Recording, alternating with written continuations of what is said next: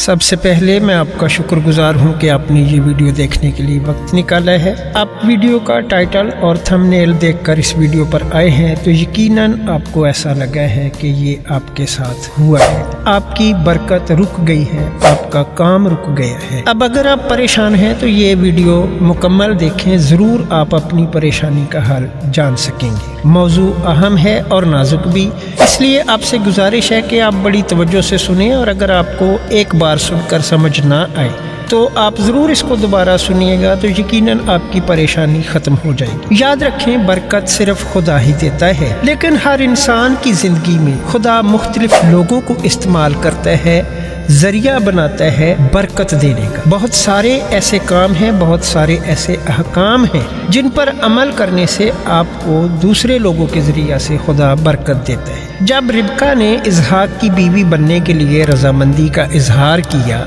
और अपने खानदान को छोड़कर इसहाक के पास जाने के लिए तैयार हुई तो पैदाइश 24 बाब की आयत नंबर 60 में देखिए तो उसके खानदान ने ये कहते हुए उसे बरकत दी, आए हमारी बहन, तू लाखों की माँ हो और तेरी नस्ल अपने कीना रखने वालों के फाटक की मालिक हो। पैदाइश 27 बाब आयत नंबर 28 और 29 में लिखा है, जब इसहाक को लगा कि वो करीबल मर्ग है तो उसने अपने बेटे याकूब को यूं दुआ देते हुए बरकत दी, खुदा आसमान की औस और ज़मीन की फरबही और बहुत सा अनाज और मैं तुझे बख्शी। कौमें तेरी खिदमत करे और कबीले तेरे सामने झुकी। तू अपने भाइयों का सरदार हो और तेरी माँ के बेटे तेरे आगे झुकी। जो तुझ पर लानत करे वो खुद लानती हो और जो तुझे दुआ दे वो बरकत पाए। बरकत के लिए एक लफ्ज़ है अब्रानी जुबान का एशर, जिसका तर्जुमा खुशी के तौर पर किया जाता है। अय्यूब 5 बाब आयत नंबर 17 में लिखा है, देख वो आदमी जिसे खुदा तंबीह करता है खुशकिस्मत है, इसलिए कादिर मुतलक की तादीब को हकीर न जान।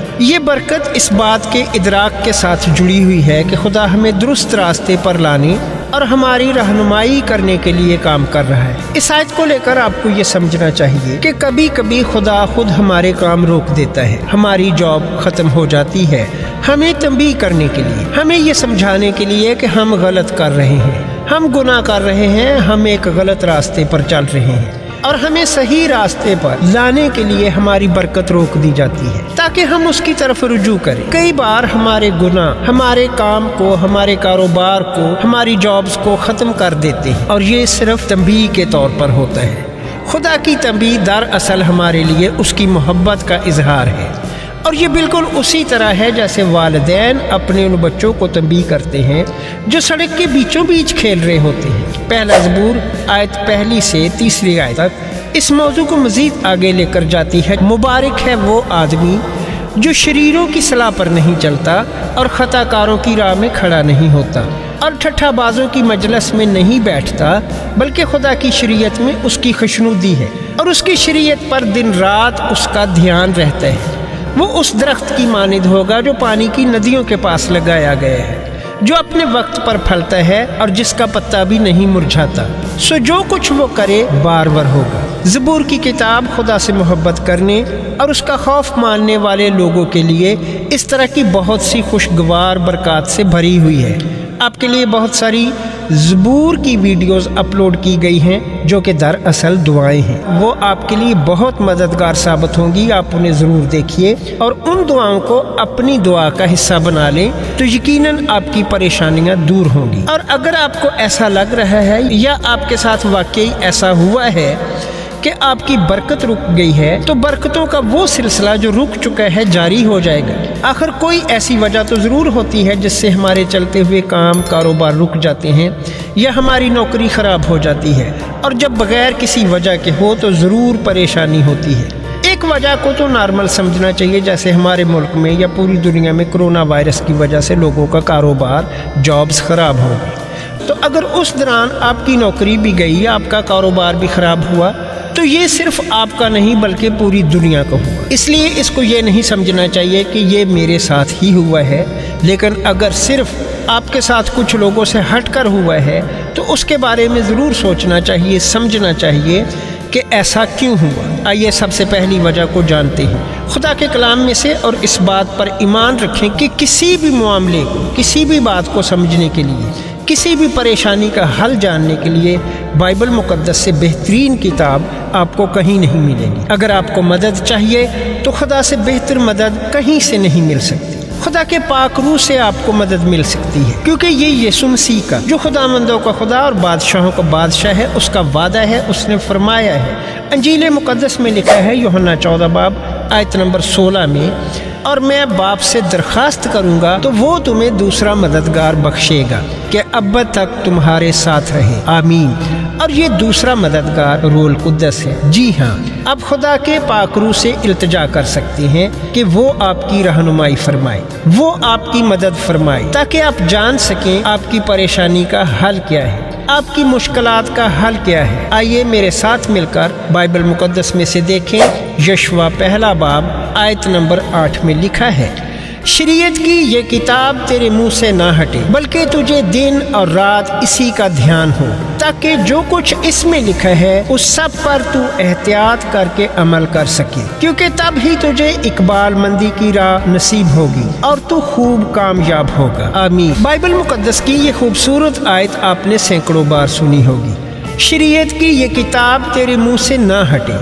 तो क्या आपको यकीन है कि आप बाइबल मुकद्दस का मुताला करते हैं, आप खुदा का कलाम सुनते हैं, आप खुदा के अहकाम पर अमल करते हैं? क्या ऐसा हो रहा है कि दिन और रात आपको उसी का ध्यान हो, ताकि जो कुछ उसमें लिखा है उस पर एहतियात करके अमल करते हैं? बहसीयत इंसान, हम इंसानों के लिए ये बहुत मुश्किल है, लेकिन हमें कोशिश यही करनी चाहिए कि हम खुदा के हुक्मों पर अमल करें, गुनाह से दूर रहें और नेकी और पाकीज़गी के रास्ते पर चलें। और जब हम खुदा के कलाम के मुताबिक ज़िंदगी गुजारना शुरू करेंगे, जब उसके अहकामात को पूरी कोशिश करके मानना शुरू करेंगे, तो ये उसका वादा है, तब ही तुझे इकबाल मंदी की राह नसीब होगी और तू खूब कामयाब होगा। जी हाँ, अगर आप मसीही हैं, अगर आप यीशु मसीह को अपना शख्सी निजात दहिंदा कबूल कर चुके हैं, तो आपकी इकबाल मंदी को, आपकी कामयाबी को कोई नहीं रोक सकता। दुनिया में इस ज़मीन पर कोई ताकत नहीं जो आपको कामयाब होने से रोक सके। आपकी कामयाबी का राज खुदा के हुक्मों पर अमल करना है। आप आज ही से खुदा से इल्तिजा करें कि खुदावंद मुझे तौफीक दे, मुझे ये हिम्मत दे कि मैं तेरे हुक्मों को मानूं। मैं तेरे साथ चलना चाहता हूँ, लेकिन मैं कमज़ोर हूँ। मैं कोशिश करके तेरा हाथ थामता हूँ, लेकिन मुझसे छूट जाता है। तू अपना हाथ बढ़ाकर मुझे थाम ले, मुझे संभाल, मेरी गलतियों को, मेरे गुनाहों को मुआफ़ फरमा। मैं ये सब कुछ मांगता हूँ तेरे प्यारे बेटे अपने खुदावंद यीशु मसीह के नाम से। आमीन। और ईमान रखें कि आपकी दुआ कबूल हो गई है। अब आप गुनाह आलूद ज़िंदगी नहीं गुजारेंगे, अब आप इब्लीस की बात नहीं मानेंगे, बल्कि आप खुदावंद यीशु मसीह की बातों पर अमल करेंगे, तो कामयाबी आपके कदम चूमने के लिए तैयार होगी। बाइबल मुकद्दस में लिखा है इब्रानियों 7 बाब आयत नंबर 7 में, और इसमें कलाम नहीं कि छोटा बड़े से बरकत पाता है। आपके बड़े, आपके बुजुर्ग आपके घर पर हैं, वालिदैन या फिर आपके रिश्तेदार जो आपसे बड़े हैं, वो आपको बरकत दे सकते हैं और आप उनसे बरकत ले सकते हैं और अपनी रुकी हुई बरकत को जारी कर सकते हैं। और ये कुछ मुश्किल नहीं। आप अपने वालिदैन को प्यार दें, इज्जत दें, उनकी खिदमत करें और अपने वालिदैन का दिल ना दुखाएं। जब आप ऐसा करेंगे तो हर लम्हा वो आपको बरकत देंगे। जब वो खुश होंगे तो खुदा खुश होगा, क्योंकि बाइबल मुकद्दस में खुदा का हुक्म है कि तू अपने बाप और माँ की इज्जत करना।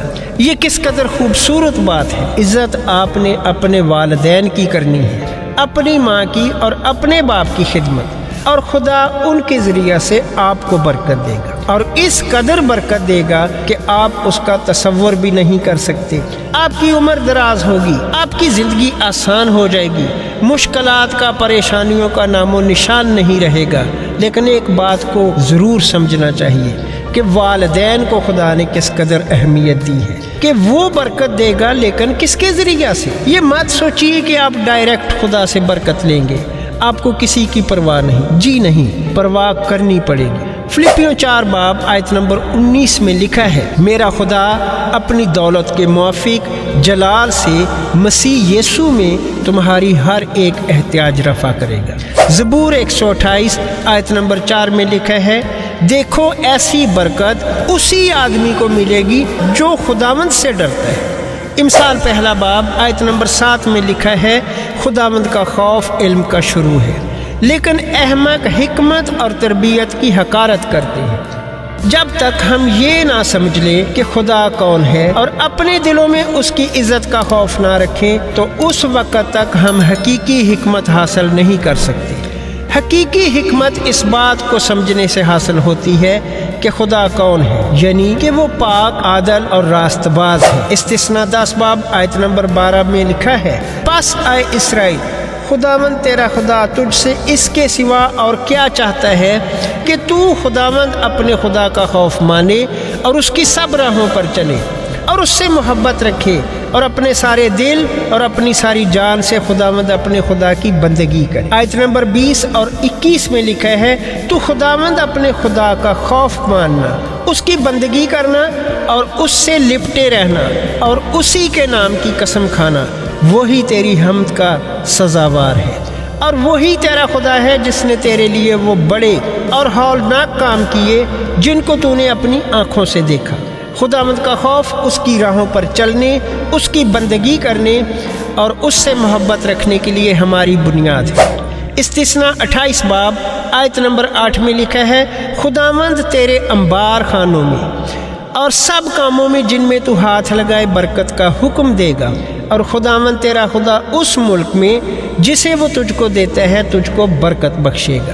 یہ سب کچھ آپ کے لیے اس وقت ہونا شروع ہو جائے گا جب آپ خدا کا خوف ماننا شروع کریں گے، جب آپ خدا کی تمجید کریں گے، تعظیم کریں گے، اور جب آپ خدا کے حکموں پر عمل کریں گے۔ یاد رکھیں، جب آپ خدا کے حکموں پر عمل کریں گے تو برکتوں کا وہ سلسلہ شروع ہو جائے گا جن کے بارے میں آپ نے کبھی سوچا بھی نہیں۔ خدا آپ کے لیے آسمان کے دریچے کھول دے گا اور اپنے الہی خزانوں سے آپ کو ہر طرح کی نعمت عطا فرمائے گا۔ بس ضروری یہ ہے کہ ہم خدا کے حکموں پر عمل کریں۔ خداوند اپنے کلام کے وسیلہ سے ہم سب کو برکت دے، آمین۔ ویڈیو کو لائک اور شیئر کرنا نہ بھولیے گا۔ کمنٹ سیکشن میں اپنی رائے کا اظہار ضرور کریں، اور جن لوگوں کو خدا کے اس کلام کی ضرورت ہے ان کے ساتھ اس کو ضرور شیئر کریں۔